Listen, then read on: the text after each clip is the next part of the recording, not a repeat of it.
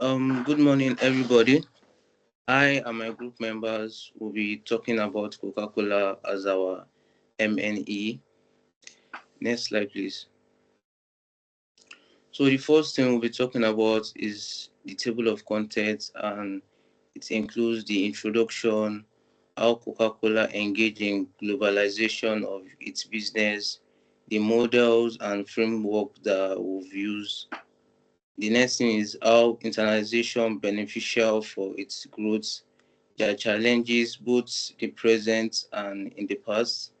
There are risk mitigation and conclusion. Next slide, please. So in my group, we have Esther, we have Uzo, we have Shegun, and Hi. Next slide. The first thing we'll be talking about is overview of Coca-Cola. So Coca-Cola was founded by a pharmacist called John Pemberton in Atlanta, Georgia, around May 8, 1886.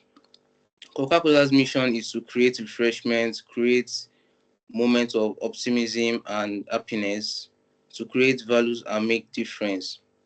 Their vision, people, portfolio, productivity, profit, partner, and planet. For their main business, Coca-Cola is into beverage industry. Their business model is business to business, which means they produce the serum and sell the serum to their bottlers, who then produce the final products and sell them to the final consumers. For their products portfolio, diverse range of beverage such as soft drinks, juice, water, sport drinks, and so on. Their revenue stream, selling of syrup to bottlers and finished beverages, which means Coca-Cola produce the serum, then sell the serum to their bottlers, who then produce the final product and sell to the consumers, which I have stated earlier. Their main competitors, their main competitors are Pepsi and Dr. Pep. We Next slide, please. Looking at the charts by the right, we can see, looking at the market share of Coca-Cola, Pepsi, and Dr. Pep, we realize that using statistics, we realize that Coca-Cola has the market share in, or had the market share around 2024, followed by Pepsi and Dr. Pep. For their geographic segments, Coca-Cola operates around North America, Latin America, Europe, Middle East, Africa, and Asia. For their revenue, Coca-Cola generated around $46.9 billion last year, while their income was around $14.1 billion, which we found using Statista. Their market share, Coca-Cola market share was around 47.1% last year. We also got this info through Statista. Next slide, please. Looking at the diagram above, you can see the unit case volume, the net revenue, the operating income of Coca-Cola, and the areas where they operate. And the diagram below shows the different types of products that Coca-Cola produce. We have Coca-Cola, we have Sprite, we have Fanta, and so on. So I'll be handing over the next slide or the next segment of this presentation to my group member, Uzo. Yeah, hello everyone. I'm here to discuss Coca-Cola's internationalization timeline. Coca-Cola, as my colleague earlier said, began in the early 1800s, but began properly when Asa Candler bought it and incorporated it as a corporation. In the 1920s, Coca-Cola began a huge advertisement campaign which helped to expand its view nationwide. They also helped to facilitate the Olympic Games, as this helped in support their brand advertisement. While also in the 1940s, during the Second World War, there was a move by the president to make sure Coca-Cola is supplied to all Americans during the war, which meant other countries during the war also got brand awareness of the soft drinks, down to the year 1970s, where they had their first international advertisement, which caused it to become a global brand. Next slide, please. This graph above is showing their bottling investment geographic footprint. That is that they have bottling partners all over the world aids to that aids to support their franchise bottling model as they determine to get their products to the local consumers through joint ventures, franchising, local acquisition. It builds network with local partners. Next slide, please.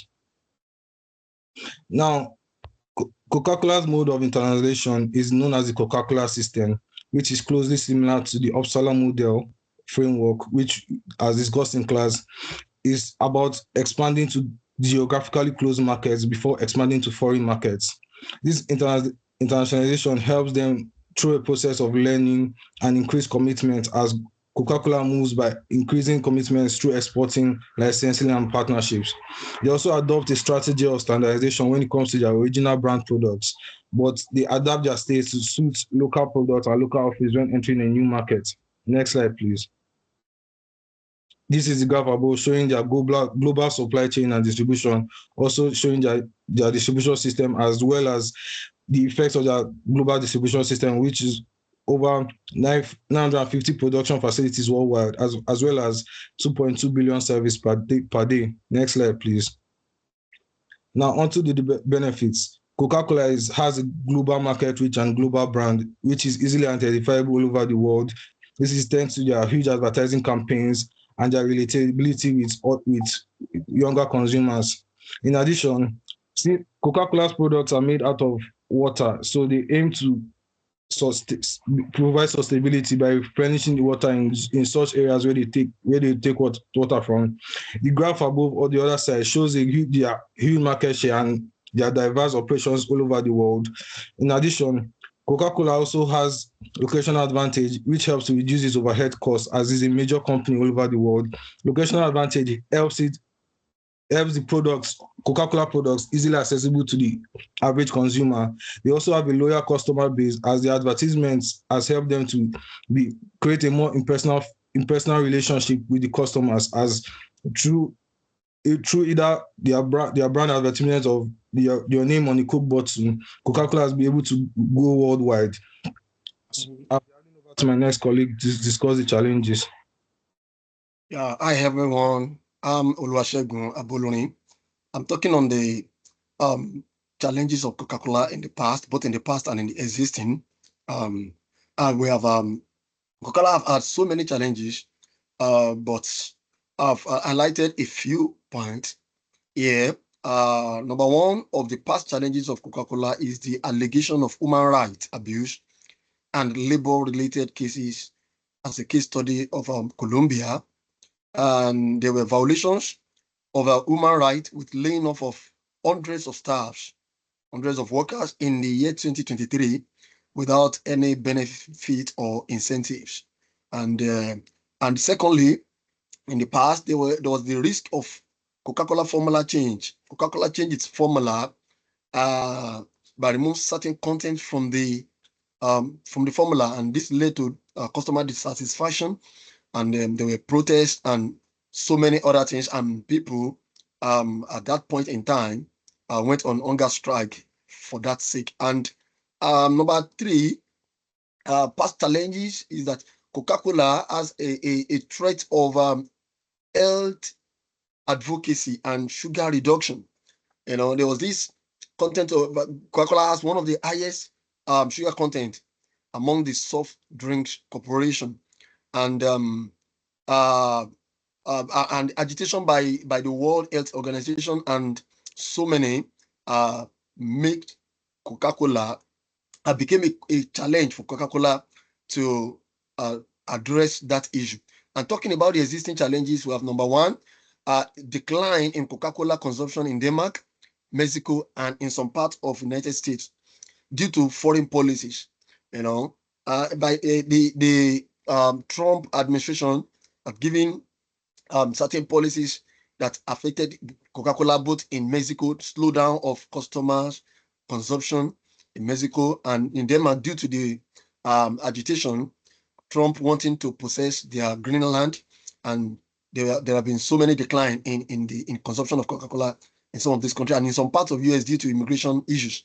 And secondly, the existing challenge, you have environmental and pollution target reversal. Coca-Cola has a target that was meant to be met in reducing population, or I mean the pollution uh, of their plastic packaging product. Then due to this inability to meet up with this target or reversal of that target, there have been it became a challenge. Coca-Cola was listed as number one topmost pollutant corporation in the world, and it topped that list at that moment. And for weakening its recycling and reuse goals. And number three, we have a challenge of raw materials tariff and packaging cost challenges.